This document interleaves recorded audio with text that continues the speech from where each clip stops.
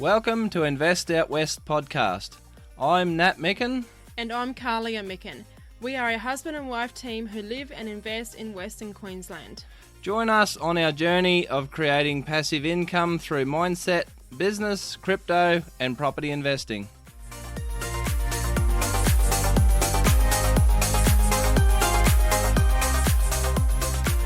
Welcome to Invest Out West, episode number 29. Today, the quote we'd like to lead with is from the great Satoshi Nakamoto himself, and it says, "If you don't believe it or don't get it, I don't have the time to try to convince you. Sorry." Yeah, so we're recording this podcast from Sydney, long way from home, long way from Hughenden, and we've just been to the annual crypto convention, the Australian crypto convention. Just an incredible event. We went to last year's event in Melbourne, and this year, just the same sort of thing. Like I said, an incredible event. It's the largest event in the Southern Hemisphere, largest crypto event in the Southern Hemisphere, and it's only its third event. This was only the third, so it's still a fairly new thing, and it just it never disappoints us. It's just a chance to meet like-minded people, people that are passionate about crypto like us, and just what you learn, like just from the keynote speakers. There's just that many events on all day for the over the 2 days, and you've sort of got to work out what you really want to attend because there's just that much on at once. It's just an incredible abundance, and so like I said, you meet a lot of people that are in this space, and sort of it gives you a chance to bounce ideas off each other.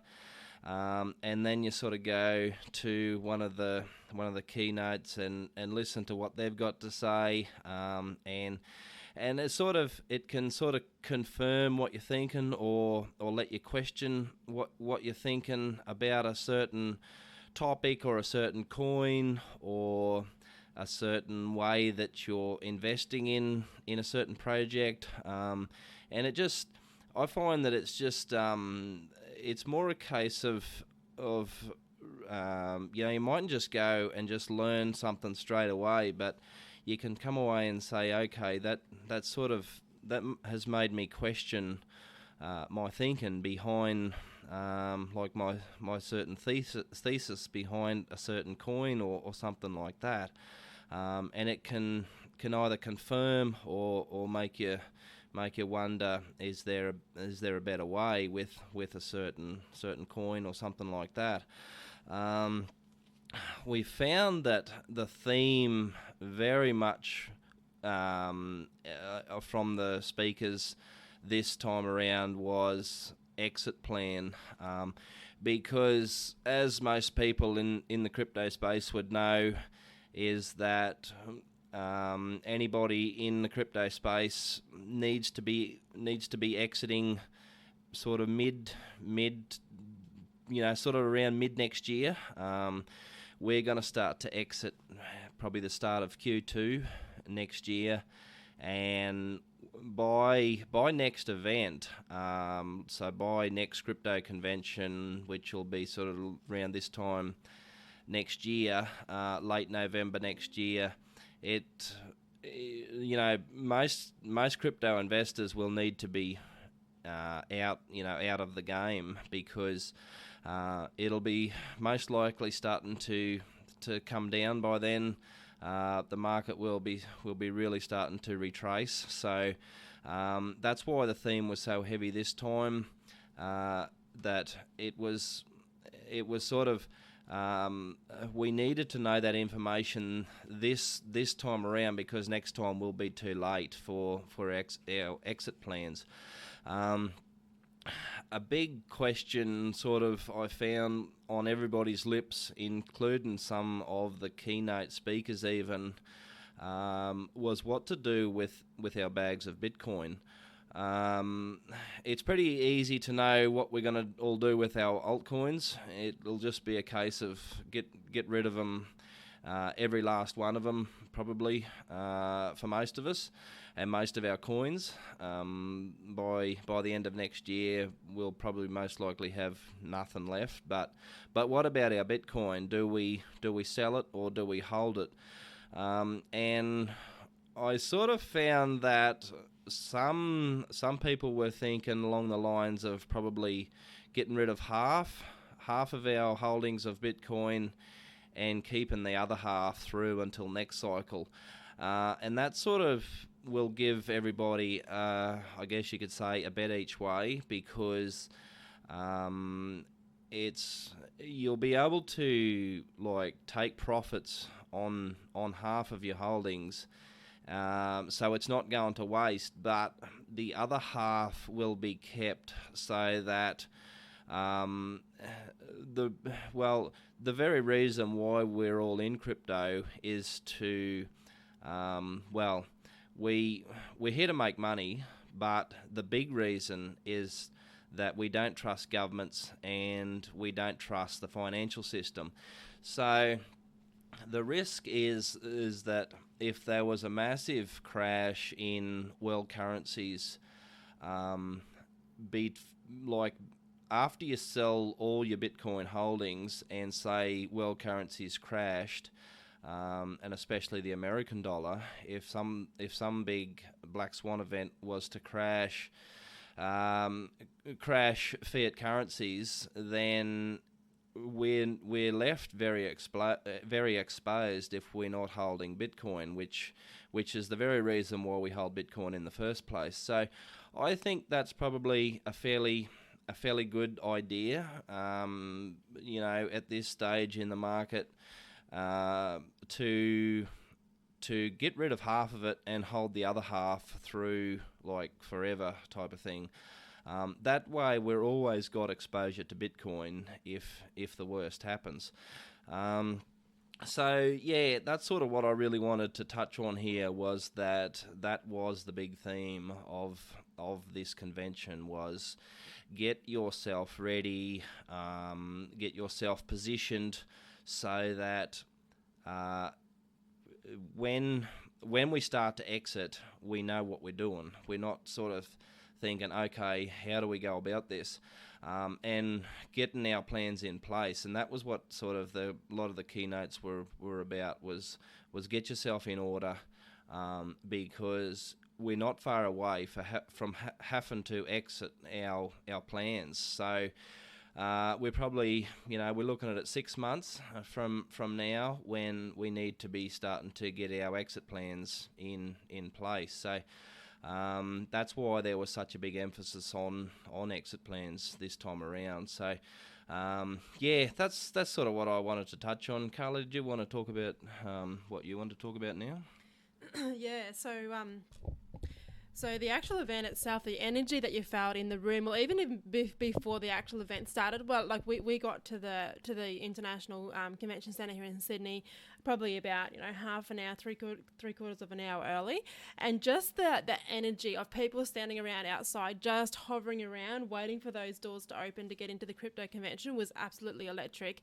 And it just goes to show, I guess the momentum and the movement that's coming with crypto, and people are just like they're jigging on the spot for what the industry is bringing to the table, and what the industry, like how the industry is changing people's lives.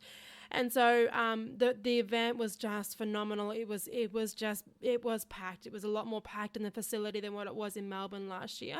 And like you're just constantly just bumping into people and rubbing shoulders and such things, because it was so tight and so full. And just the feeling of the euphoria that was there across the 2 days was absolutely phenomenal. But the organisers done a fantastic job of pulling it all together and arranging magnificent magnificent speakers and magnificent panels, for debates and such things, and you walk away and your head's just spinning, and there's no way that you can contain all the information. But there's just a few things here that I wanted to touch on that really stuck with me.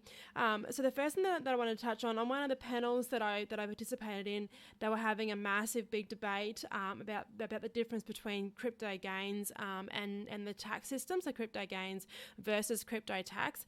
And one of the biggest takeaways from there was that taxes are certain, whereas profits are not. And of course their arguing sides were the people who are focused on gains say, get in and make your money, and you're gonna pay tax anyway. Whereas the people who are talking from a tax perspective were saying, get all your ducks in a row and make sure you've got all your tax stuff sorted before you race out and bite the bullet, so to speak. And I sort of felt myself sitting in the middle. I think I'm a bit more inclined to go with the tax strategy first, but that's really comes back to the situation, that like the portfolio that we hold, and the many different assets that we hold, not just in crypto but across our our whole diverse range of portfolios. But it was just so good just to sit there and listen and soak in these four people up on the stage with the panelists there beside them, like just laying it all out and giving you dinky die honest truths about how they see the crypto, like how they see the crypto industry in the market and how to manage your portfolio and so forth and so on. So that was one of the biggest things. That was a big thing for me. I actually attended, like numerous, events, numerous speakers on tax and strategy and such things, just to really soak in the different options that we have, of how we manage our portfolio going forward. And a couple of other points that were made throughout the event. Was the fact that with cryptocurrency, like we're coming into the whole Christmas, New Year, what's classed as a shutdown period here in Australia. And crypto doesn't stop. So in the crypto space, you can just trade crypto 24/7. Christmas, New Year's Day, no matter what, it constantly trades. Whereas if you were to do shares and other such markets, they all have their Christmas break, all have their Christmas shutdown. And that's a really good point as well. Is simply for the fact that crypto simply doesn't stop. No matter where you are in the world, crypto is always there to be traded. And the other point that I wanted to touch on, we attended our last session that we attended for the crypto convention was a talk on crypto-backed loans. And I was just trying to remember whether we spoke on this last year, because the same company was at the convention last year. But they've got a lot more momentum now, and they've punched out like $30 million worth in crypto-backed loans in the last 12 months alone. But just a point that they made, which was very fascinating, is they said that in 2014, the average house price here in Sydney was around 735,000, and back then, so back in 2014, you would have had to like the comparison to that would have been 707 Bitcoin to pay for a $735,000 property in Sydney. Whereas today, they said in 2024, the average house price in Sydney here is 1.46 million. And with the price of Bitcoin sitting at where it is now, you would need, around 10, I should say less than 10 Bitcoin in your portfolio to be able to buy like a house of the same value here in Sydney. So it's just phenomenal the way that the crypto industry has moved so fast. So we're talking going from like 700 plus Bitcoin back to 10 Bitcoin to buy a property here in Sydney. So it was just the whole session was just so fascinating and so full of amazing, little pieces of information to help us, who are so passionate about the industry, drive it further and continue to talk about it. Now, just a couple of other things that I want to touch on as takeaways from the convention itself. So we at the convention, we signed up to another education like another training platform, and that's with the Mining Store / Imperial Wealth. So the Mining Store we touched on last year was when we bought our Bitcoin miner through them last year, and then now they've got another company that works beside the Mining Store company called Imperial Wealth Crypto, and they offer a trading academy, like an academy for people who want to learn about crypto. And of course they had a crypto convention special, and being someone who's deeply passionate about investing in ourselves and in expanding our education so we can then take that further, we jumped all over over it. So as soon as we get home in probably about, a week's time or better, we will jump straight into that, and we'll start to bring, start to bring into focus what this new education platform will do for us once we get a bit of momentum there.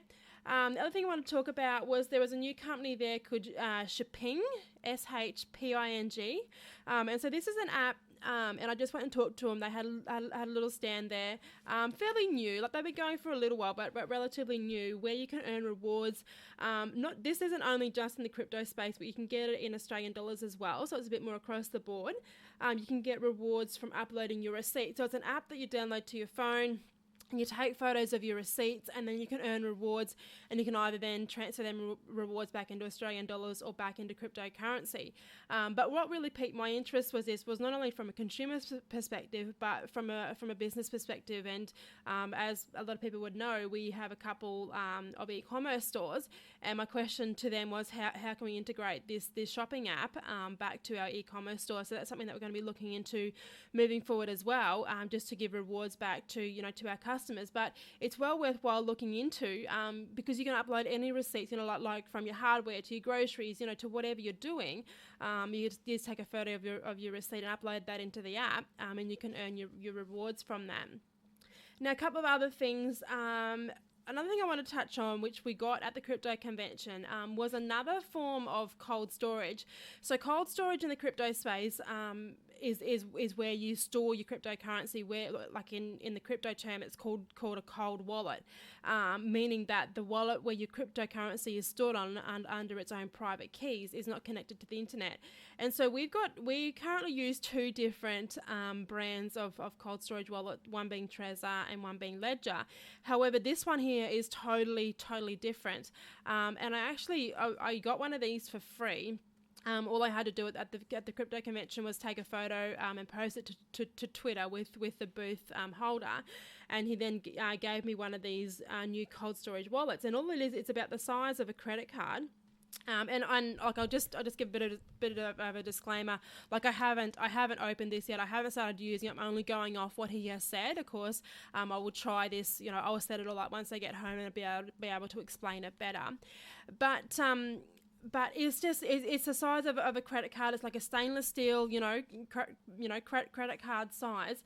And like they were punching out big time about how convenient it is and how easy it is to set up, and how secure it is. And they reckon it's the new thing for cryptocurrency storage moving forward. So I want to touch on that, because once I've got it set up, I'll also talk further about what I think about it and how to use it. Now, the last point that I wanted to make before I hand it back over to Nat was there was two stalls that I saw. There may have been more. Like it was just packed. You simply couldn't talk to everybody. But there was two stalls that I talked to specifically, which are cryptocurrency brokers. And I deliberately went and talked to both of these stalls, just so I could learn a little bit more, like to share with other people. I mean, of course, I don't use a broker for our investments. I do it all myself. But I went to talk to them just to sort of understand how they work, and how they can help others who aren't quite, as, what's the word, like technically minded to understand how to invest in crypto themselves. You can definitely go through a broker. And one of them here that I got a flyer from is called Vantage. You may have heard of them before. They don't just do cryptocurrency. They do a range of different, commodities and such things. So everything from, like shares and bonds, ETFs and of course all of the other commodities. And now they've brought crypto in, and like they had a massive stall there. So they're pushing big time about being crypto brokers. So I just wanted to touch on that as well. For those who are, sort of sitting on the edge wishing that they could jump in, it is really easy to jump in if you find a really good broker. Of course, everything that I've touched on here, nothing that I've said is ever financial advice, but it's just another opening, for people who want to get out there and get really involved. Now, just one more point before I wanted to pass the mic back to Nat. is I wanted to touch on the people in the room there and the questions that were being asked from the panelists and from the keynote speakers. Now, a lot of the sessions that I sat in, they would ask questions, like who's been in crypto for 5 years, and who's been in crypto for more than 2 years, and who's been in crypto, who has never invested in crypto. And of course, you'd see all the hands raised, for the 5 years plus, and you see all those who raised their hands for, like that 2 years. And then when the question come around to ask, who has never invested in crypto, the amount of hands that shot up in the rooms that I was in was amazing. There was a stack of people there who had never ever even invested in crypto, but they were there to soak in the atmosphere, to learn, all that they could, so then they could start to build, their own financial cryptocurrency portfolio. And so I got a lot of inspiration from that, in knowing that the crypto convention isn't just, for people who are already in the industry, but for those who are watching from the sidelines and who are desperate to get in, they're desperate to learn more, and desperate to really tap into, into what cryptocurrency can do for them and for their lives. So that's what I wanted to leave you with. It's been an amazing convention, and yeah, it was definitely well worth our trip down here to Sydney to participate in it. Yeah, it definitely was. I just looked up the statistics just before, and so Aussies now, so we're looking at one in 5 Aussies own crypto. That's how many Aussies own crypto. So 1 in 5, which is incredible. That it's getting that much of a go on, and we're still so early in the crypto space. And like Kahlia was saying, the energy in the room was just incredible at the event. Everybody, I just couldn't help but feel that everybody was on the same page. Like, everybody was just there for one purpose, and that was to learn about crypto. And it didn't matter, like Kahlia said, didn't matter whether there was newbies or people that had been around multiple cycles. They were all there together, and they were all wanting to learn, because that is the name of the game with crypto. It's a case of just learning, and you can never ever say with crypto that I know all that there is to know, because it's just like a rabbit warren when you start digging into it. There's just that much to learn, that not even experienced crypto people believe that they know, that they even know much about it, because there's just so much to learn. Another thing I just wanted to touch on, Kahlia just touched on it before too, when we bought our Bitcoin miner last year. They did a keynote there, that shop, and which is called the Mining Store.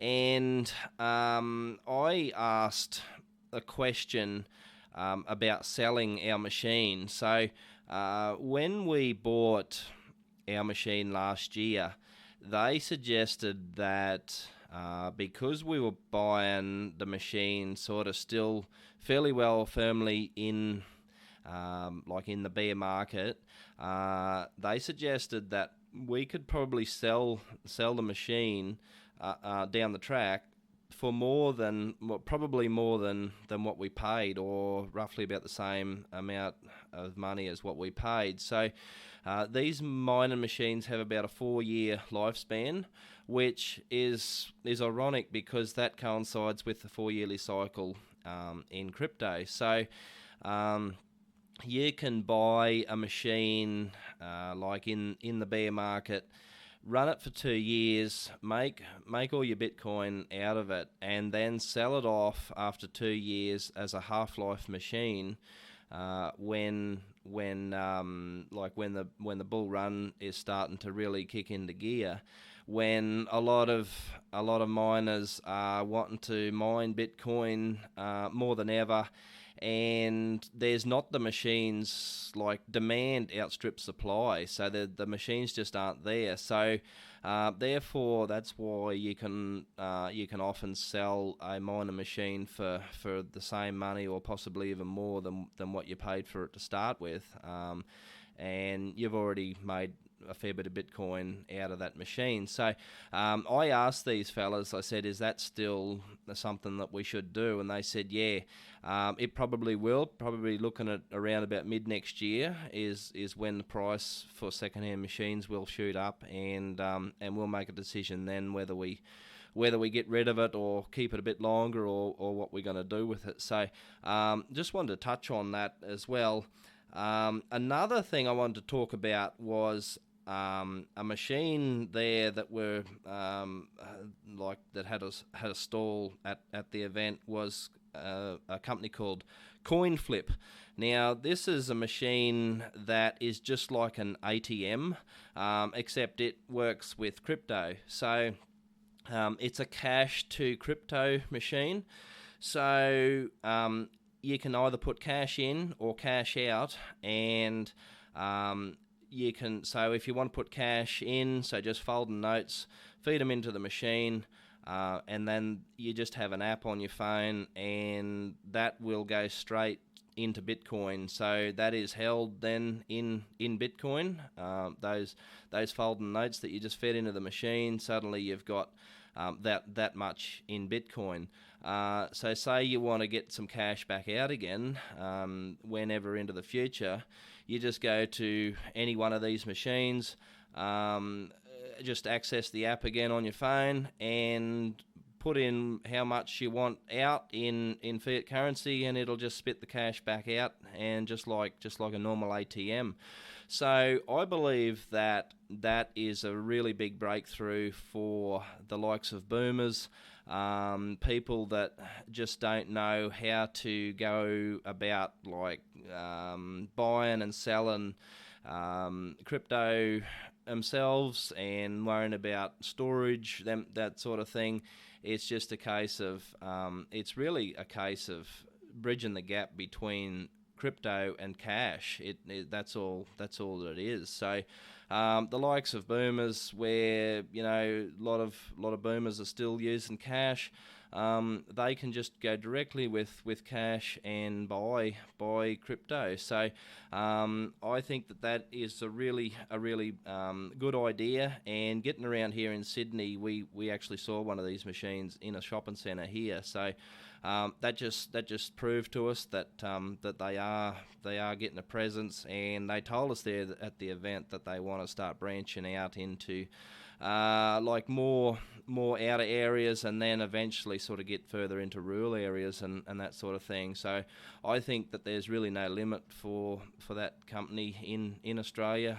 They can just go Australia wide with that, and there's Kahlia just mentioned it before about crypto lending, where you just get a loan against your Bitcoin or Ethereum.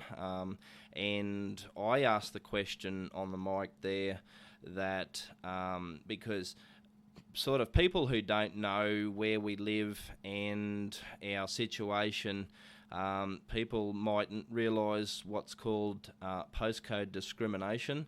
When we want to buy real estate and the postcode stops the bank from lending in that particular area. So I actually asked on the mic at this keynote, I said, is that, this postcode discrimination, is that a thing with this style of lending? And they said no, because a Bitcoin is a Bitcoin. It doesn't matter where you live in the world. If your Bitcoin is enough to pay back the loan if you default or whatever, then it doesn't matter where you live or where you're buying the real estate that you're loaning, that you're getting a loan to buy with your crypto. So that is something that we definitely will be looking at in the future, when our Bitcoin and Ethereum holdings will warrant taking out a decent loan against to buy real estate. So that was definitely something there at the event that was a highlight for me.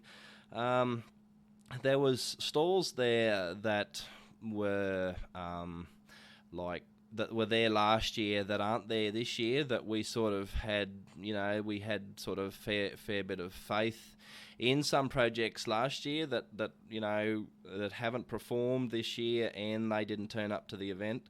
And so that just sort of tells us that, that confirmed with us that, them sorts of projects probably aren't around to stay.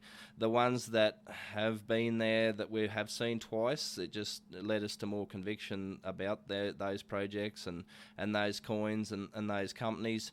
1 Inch, for example, I have had doubts about 1 Inch recently, because we own a fairly big bag of 1 Inch, and they were at the event last year, and they were again this year. So that just sort of give me more confidence about the 1 Inch project, that they're still sticking it out with coming to these events, and their presence is there. So. Them sorts of things just give you more confidence about the crypto industry, and just as the crypto industry as a whole, like it just whoever you talk to was just that upbeat about crypto, and where it's going to be sort of going over the next sort of 6 to 8, 8 to 10 months. Is just everybody's just that excited, and it was just incredible to feel that energy in the room. Kahlia, do you have anything to finish up before we end it off? No, I think I'm pretty cruisy. I guess just grateful for the team behind the Australian Crypto Convention who worked this massive event. They've got full-time employees to make this event a success. And again, next year there's talk about being here in Sydney again. So, but no, just an awesome event. And so grateful to be part of it and to have the to be able to partake in that experience. Yeah. Yeah, definitely. It was an incredible experience. And just for us, even ourselves coming to Sydney,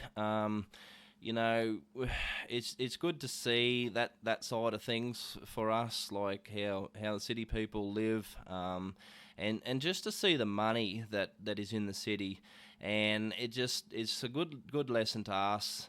That money is actually no barrier. It's just a case of that. You just got to find a way of getting your hands on the money, and crypto is that way for us. And we actually climbed the Sydney Harbour Bridge yesterday, and from up on top of the bridge, and you just look out over the city, and you try to imagine how much money is involved to build a city like that. And so it just sort of shows you that the money is there, and our way of getting into some of that big money is through the crypto space, and that's what everybody's theme was at the crypto event, was just they're just so excited about the money involved and where the crypto industry is going over the course of next year. So that's about all we've got on this one, and keep living the dream.